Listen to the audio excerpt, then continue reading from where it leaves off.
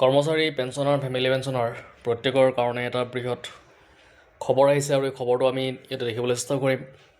আপোনালোকে সকলোৱে গম পায় যে যিটো ডিএ থাকে সেই ডিএটো বছৰত দুবাৰ গণনা কৰা হয়।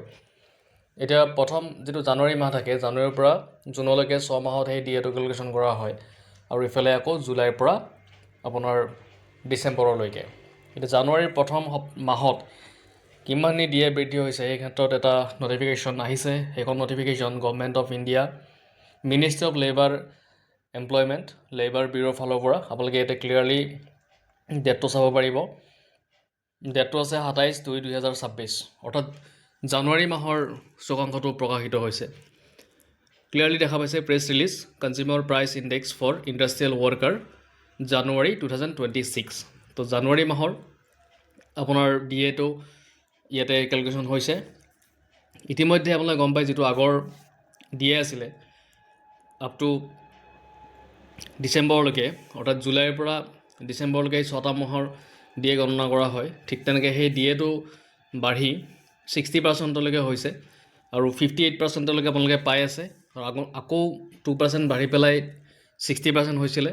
তো 2% দি আপোনালোকে সেইটো ঘোষণা কৰিবলৈ বাকী আছে। সেইটো মষ্ট প্ৰবেবলি যিটো আমাৰ উৎসৱ থাকে বা বিহুত বা হোলীত তেনেকুৱা এটা দিনত সেইটো এনাউন্স কৰি দিব 2% ডিএটো বৃদ্ধি হোৱা বুলি।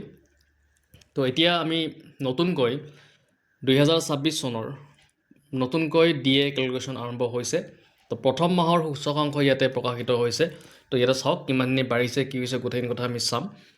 ইয়াতে যদি আপোনালোকে চাই নম্বৰ 2.2 ইয়াতে চাওক, the all India CPI-IW for January 2026 increased by 0.4 and stood at 148.6 points.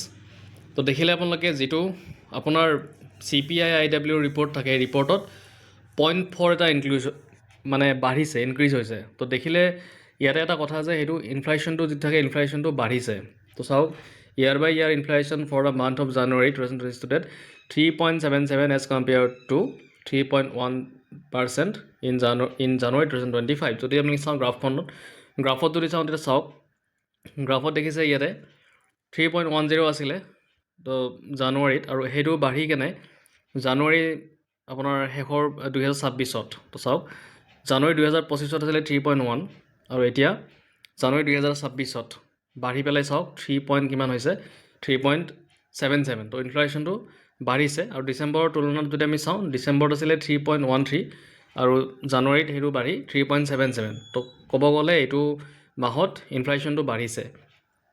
আকৌ তলৰ ফালে যদি আমি চাওঁ, ইয়াতে চাওক, যিটো ডিচেম্বৰ মাহৰ হেৰি আছিলে সূচকাংশটো, সেইটো আছিলে 148.2 আৰু এইবাৰ 148.6, মানে 0.4 এটা বাঢ়িছে।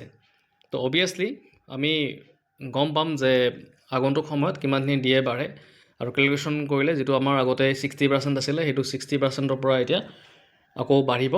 আৰু আগন্তুক দিনত আমি জানুৱাৰী, ফেব্ৰুৱাৰী, মাৰ্চ, এপ্ৰিল, মে', জুন ইমানলৈকে 6 মাহলৈকে এইটো বাঢ়িব। তো কিমানখিনি বাঢ়ে সেইটো আমি গম পাম। নেক্সট আকৌ আপোনাৰ জুলাইৰ পৰা ডিচেম্বৰলৈকে 6 মাহ কেনেকৈ ডিভাইড কৰা হয়, আৰু উৎসৱ পাৰ্বণবিলাকত এই ডিএটো এনাউন্স কৰা হয়। ইতিমধ্যে 58ৰ পৰা 60% হৈছে, 2%ৰ ডিএ আপোনালোকে পাব, সেইটো ঘোষণা কৰিব ৰিচেণ্টলি।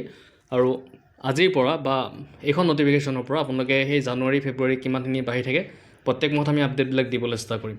তো এইটোৱে আছিলে আজিৰ আপডেট। যদি ভিডিঅ'টো ভাল লাগিছে লাইক, শ্বেয়াৰ আৰু এটা ছাবস্ক্ৰাইব কৰি দিব।